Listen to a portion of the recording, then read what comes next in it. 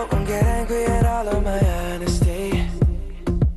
You know I try, but I don't do too well with apologies. I hope I don't run out of time, cause someone call a referee.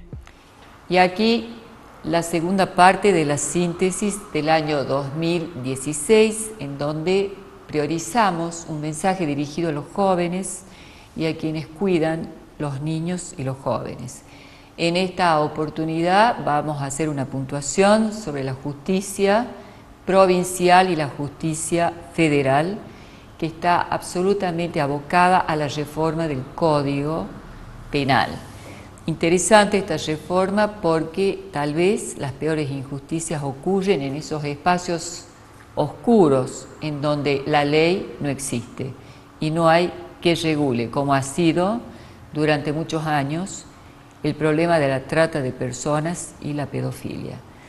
También vamos a destinar este espacio a la educación. Nos ha visitado la ministra de Educación, nos han visitado los rectores de las dos universidades de Salta. También una pincelada sobre el estilo que tiene en este momento, precisamente ustedes, chicos, de sufrir y, ¿por qué no?, también hablemos de la felicidad como algo con lo que no se nace, sino se construye. Se construye y es todo un recorrido, esta construcción de la felicidad en la vida y la relación que tenemos con el planeta. Quiero agradecer especialmente a Canal 10, que ha hecho posible que estemos presentes con ustedes, a Macarena, que nos acompaña con las cámaras, Samuel Herrera, que también está acá con nosotros en este momento, Agustín y todo el equipo de Canal 10, a la Universidad Católica de Salta, nos acompaña Analía León, que está con nosotros representando la universidad y el auspicio que tenemos por parte de ellos, a Gama Spa con Jorgelina Lavaque, GEAR con sus colaboradoras, Lorena, Leila, Jorge de la Vega, al Consejo Deliberante, Aguas de Salta, el gobierno de la provincia. Muchas gracias especialmente a nuestra teleaudiencia, ustedes que están con nosotros y que en este momento no solamente estamos conectados en Salta capital, sino en toda la provincia. Les quiero desear una feliz Navidad y un próspero año 2017. Hasta el año que viene.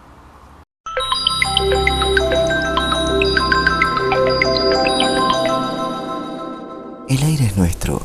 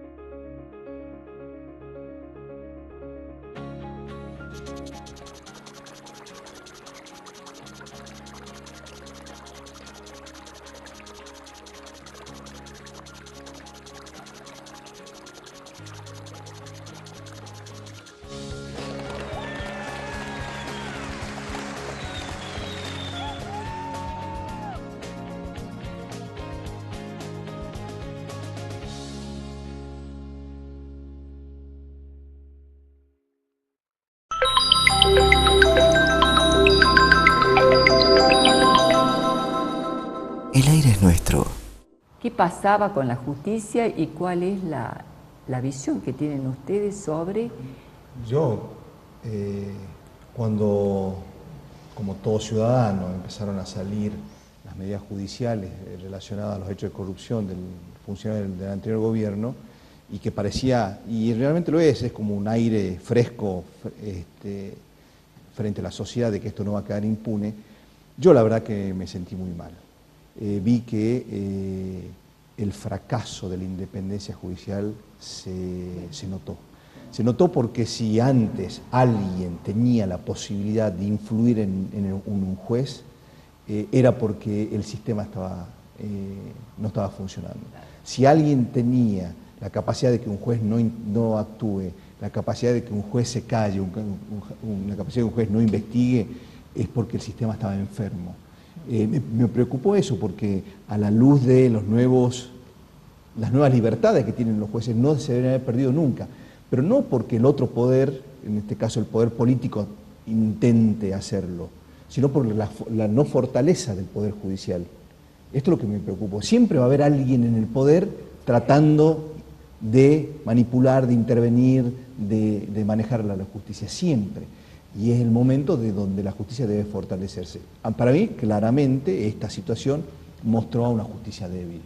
Una justicia nacional, Argentina sí, claro. Y sobre todo en este tipo de delitos que es la justicia nacional. Las justicias provinciales no fueron tocadas por esta situación. Pero aquí se notó claramente cómo la justicia estaba claramente manipulada por el poder político. Más allá de la alegría de decir, bueno, por fin pasa esto. No, a mí me preocupó esto, me pedías una opinión personal y en mí funcionó así. Y bien, en esta oportunidad, en relación a nuestro programa, vamos a abordar el delito desde la mirada de la justicia federal. Hay muchas cuestiones en relación a esto. No hemos tratado en este espacio la reforma del Código Procesal, pero la pregunta que uno se hace es si realmente esa reforma responde a una demanda de la sociedad en términos de solucionar los conflictos. Y si es así, ¿cómo sería la resolución de los conflictos? Esto obviamente es algo muy general porque también se trata, lo penal es amplio y hay distintos tipos de conflictos. Algo que sí preocupa a la sociedad y que de alguna manera se hizo evidente en la noticia de los medios masivos es la desaparición de niños, la trata de personas, la explotación sexual infantil como un agujero imposible de tapar en Sudamérica y en el mundo. No es solamente Argentina el lugar a donde estas cosas ocurren. Lamentablemente hay que hacerse cargo de este mundo, diría yo. Es muy pesado hacerse cargo también del sufrimiento en este mundo, es algo que uno no quiere. Yo me hago la tonta cuando se trata de este tema porque es pesado, pero me parece que la única forma de avanzar sobre la habitabilidad del planeta y que sea un poco más feliz la vida de las personas es haciéndose cargo de lo que no marcha. Él tiene un amplio currículum, es un honor para Canal 10 que esté el doctor visitándonos. ¿Cómo anda usted, doctor? Bien, muchas gracias, el honor es mío, siempre un placer compartir contigo porque reflexionas sobre los temas que verdaderamente preocupan, sobre temas que duelen, todos los que vos has nombrado son temas que nos interpelan y uno desde la justicia trata de hacer lo suyo, trata de hacerse cargo y de asumirlos de la mejor manera posible. Nosotros, en lo personal, como integrantes de una Cámara, estamos bastante satisfechos con la actuación que hemos venido realizando en estos últimos tiempos. Son muchos los temas que podríamos hablar, como bien has dicho.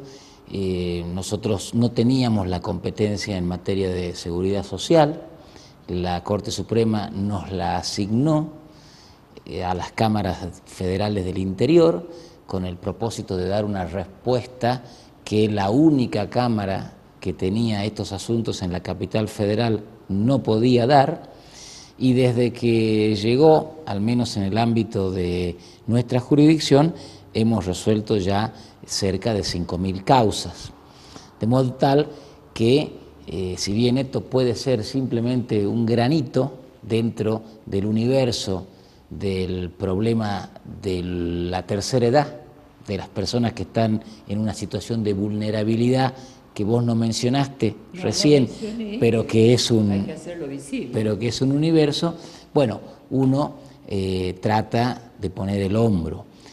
pero obviamente las falencias son muchas. De hecho, para no abandonar ese tema, acaba de aprobarse una ley de reparación histórica que está atada a la cuestión del blanqueo y cuyos resultados obviamente todavía no sabemos, pero que están dando cuenta de un problema que se visibiliza y que ojalá esa ley pueda evitar un tema que también vos has insinuado, que es evitar la judicialización, porque la judicialización es ya el último recurso, cuando las vías pacíficas, las vías de mediación han fracasado. Ahora, ese tema puntualmente es algo interesante, porque uno podría en una lectura banal decir, qué ciudadano indiferente, qué permisivo, cómo se dejaron, pero también la verdad es que el ciudadano hizo lo suyo, pero hubo una justicia permisiva. A nadie se le escapa que en este país en los últimos 12 años pasaron cosas, y antes de los 12 años también, pero cosas graves. Entonces hay un abandono en donde uno a veces no sabe bien si está en un sistema republicano y en una democracia, y hasta dónde las instituciones son capaces de dar una respuesta legítima. Ni qué decirte en el caso de los que tenemos hijos y nietos en el mundo, que a veces cuando uno investiga un poco, la cantidad de dinero que se mueve en el tráfico de personas, que ahí yo tengo rápidamente, no sé si Macarena puede ver esto, que es lo que me pasó, lo tengo de una mesa de trabajo en España, son los valores que tiene España sobre lo que da la trata de personas. 32 millones de dólares, en Europa 2.280.000 euros por año, en España 5.000 euros por día, 12 millones de víctimas. Bueno, la fuente oficial es de la Policía Española esto, ¿no? Y es del año 2012, esto de obviamente 2016, donde fue planteado precisamente la falta de recursos que tenía en ese momento la justicia para resolver estos conflictos. O sea, es tan complicado, es lo que le pasó a Susana Trimarco también, indudablemente que uno no puede dejar de reconocer el valor dentro de la desgracia de esta pobre mujer que sigue buscando que aparezca su hija como sea. Ese tema puntualmente, con esta reforma del código, ¿en qué avanzamos? ¿Hay puntualmente algo que nos permita, así como los europeos tendrían a lo mejor la prostitución, pero estaba regulado para el caso de los inmigrantes, y si no eras inmigrante, pero eras una española, o sea, cada país tiene lo suyo, ¿sí? Lo cierto es que la gente que venía del África, más los hijos, estaban absolutamente condenados a un negocio que daba millones.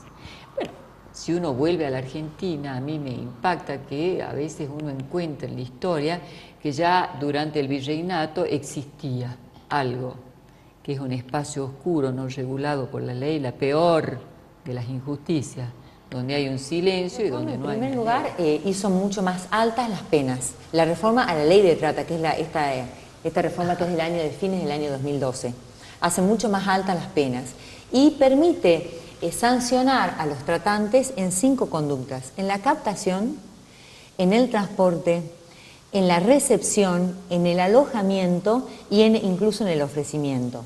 Porque la persona que, digamos, obviamente que la trata es... ¿Y el consumidor? Bueno, ahí estamos, Porque el consumidor que es el que está al final de la... Digo, estos chicos buenos en Europa que se van de vacaciones desde Estados Unidos a Inglaterra porque consumen, ¿no deberían también ser juzgados? Bueno, es todo un tema y es muy finita la línea que lo separa y demanda un cambio cultural importante. Esto es real, pero es lo mismo como que sancionar al que consume drogas. Ya por un tema de política criminal se ha tratado y de verdaderamente sancionar al que trate, es decir, al que somete a una persona a esta situación de indignidad y de explotación sexual, sancionarlos a ellos y no al que consume. Aunque en rigor hubieron muchas voces y es un tema muy polémico. Quizás una de las maneras de terminar con esto sería también penalizar al consumidor de estos servicios sexuales. Lógico, Por lo porque- menos con multa o con no hacérsela tan fácil, ¿no? Pero bueno, es un tema complejísimo. Y se ve, digamos, lo que te quería decir es que la trata es un delito multiofensivo, pluriofensivo, que además de la integridad sexual, del derecho a la autodeterminación, de menoscabar la dignidad de las personas, su espíritu, su proyecto de vida, impacta sobre la libertad, principalmente sobre la libertad. ¿Cómo se conducen los tratantes? Normalmente les prestan les compran un boleto de colectivo, les dicen que van a ir de trabajo. Hay mucha captación acá en el norte y las mandan al sur. Las mandan a Ushuaia o bueno, las destierran, exacto. Y la idea es exactamente que van a ser modelos o que van a trabajar en cualquier empresa y les piden el documento. Cuando llegan allí ya están indocumentadas, están en deuda porque ya el pasaje se los regalaron y se terminó y las llevan a un cuarto y digamos, y prestan servicio la cantidad de horas que a ellos se les ocurre, con deficientes condiciones de higiene, muchas veces quedan embarazadas. Por eso ahora incluso vi que la semana pasada se firmaba un convenio con la ministra de Justicia de Salta donde ya no se pueden hacer transportes sin documento. Claro, porque en el mismo momento que les pagaban el pasaje en colectiva, donde fuera, les sacaban el documento. Entonces ya, sobre todo con inmigrantes, la situación es peor. Y después se da la trata laboral, también hubieron casos de gente traída de China para trabajar en algunas fincas. Siempre, justamente, vos decías bien, ¿desde cuándo viene esto? Viene desde el comienzo del virreinato, es decir, es una cosa tan antigua y la sociedad, digamos, tanto cambió, tanto se amplió, las relaciones personales han evolucionado de tal manera, son relaciones cibernéticas, y no se puede creer que se siga consumiendo, yo no lo entiendo. Vos decís, pero ¿qué necesidad tienen de seguir consumiendo esto? Pero evidentemente el ataque tiene que ser más enérgico y sí es transnacional y sí requiere esfuerzos transnacionales. Así como hay que sintomatizar, decimos nosotros en mi área, el psicoanálisis, hay que sintomatizar el consumo de drogas, me parece que el que consume una droga se hace daño a sí mismo, pero el consumidor en la trata es un perverso y como perverso hace daño a otra persona, entonces es distinto el paradigma del consumidor en la trata. Entonces yo creo que ahí mi invitación a la justicia es que hay más elementos y a la sociedad para condenar al consumidor. Como comentaba en los programas anteriores, al Ministerio de Educación, a la educación en general, a las instituciones, tanto como al Ministerio de Seguridad, hacerse cargo de los males de la época. Y cuando digo esto me refiero a los episodios de violencia, a las transgresiones muy, muy grandes como la trata de personas, el narcotráfico, hurtos, asesinatos, robos y tanta desregulación del lazo social en estas épocas que vivimos.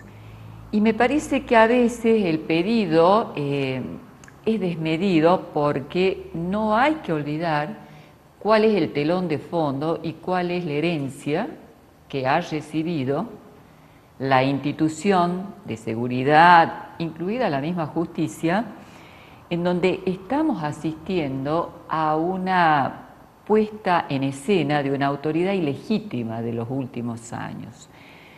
La corrupción que hereda en este momento a la sociedad, en la que ella también obviamente formaba parte, no es el mejor de los escenarios para que la educación y para que la seguridad con sus estrategias sean eficaces.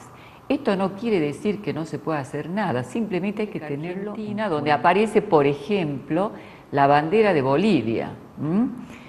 Y uno dice, pero ¿por qué la bandera de Bolivia en este lugar?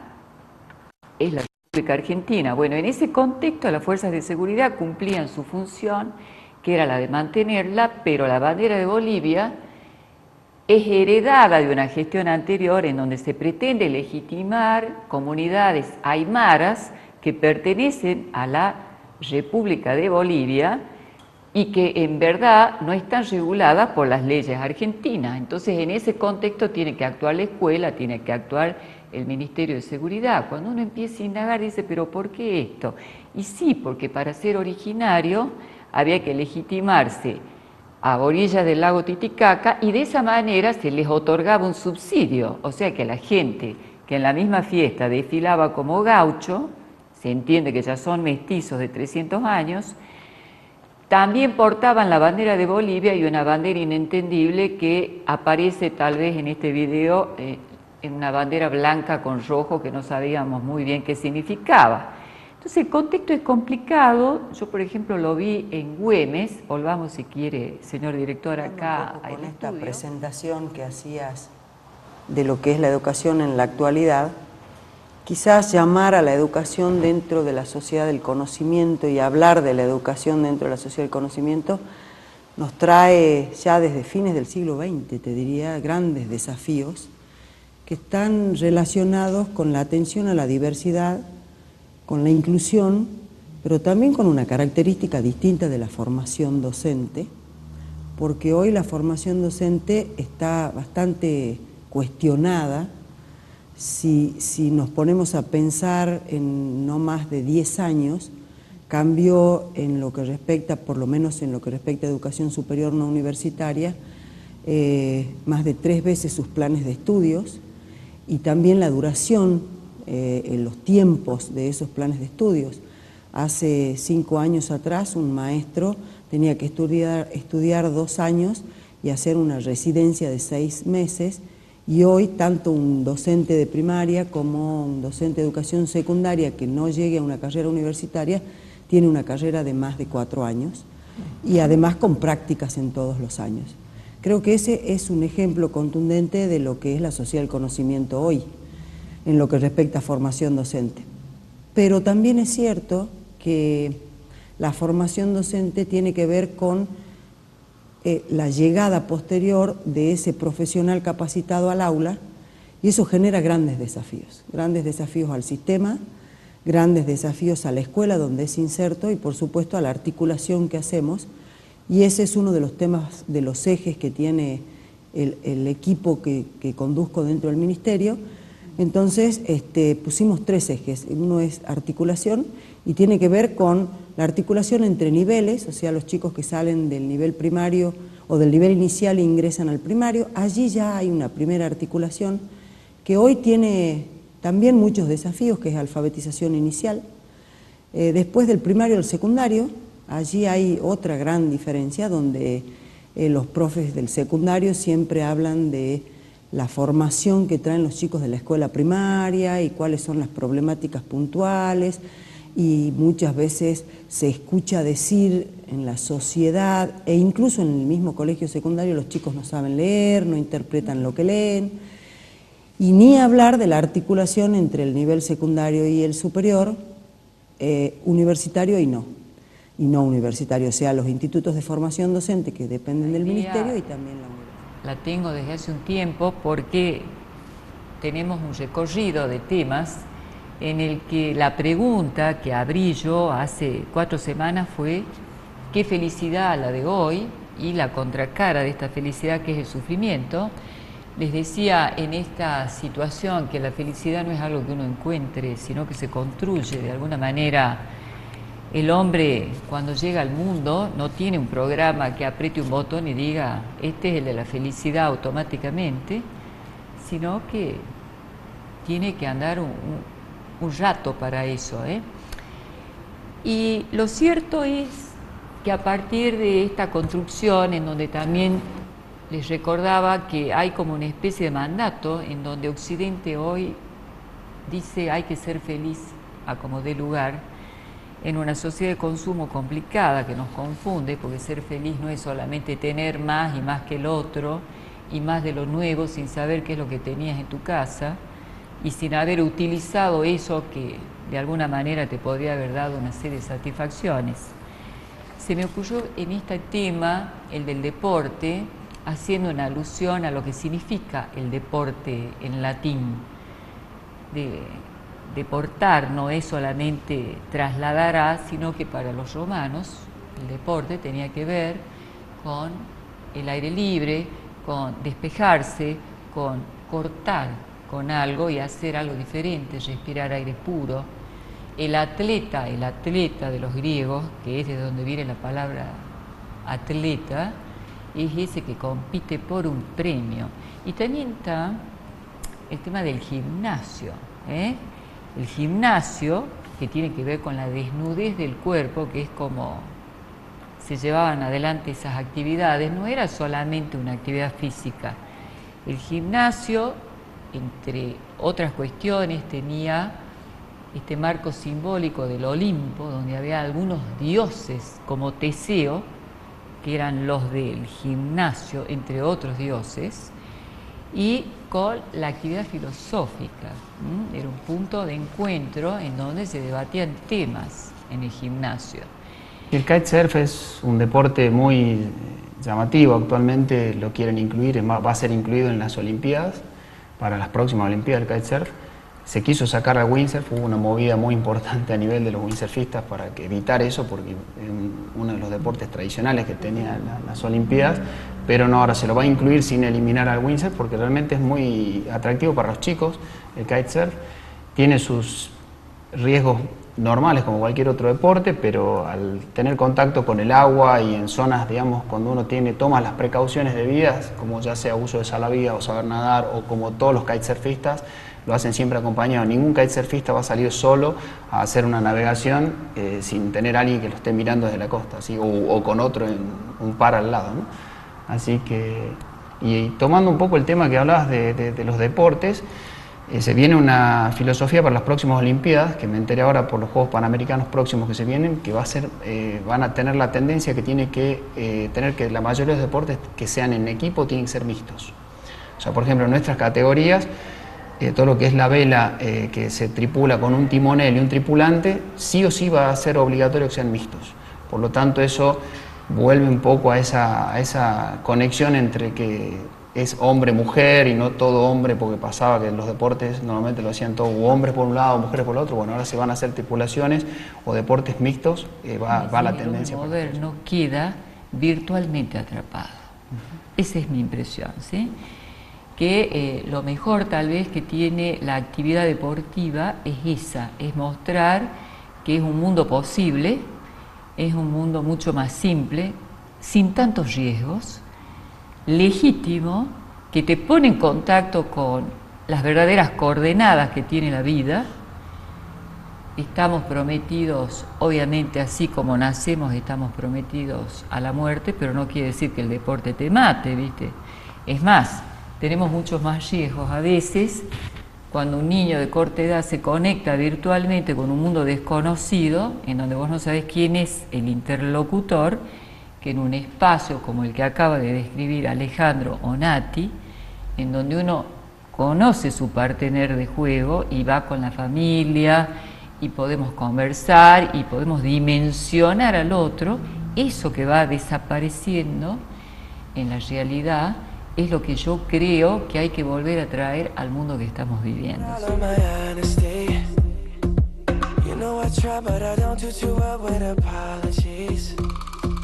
I hope I don't run out of time, 'cause someone call a referee.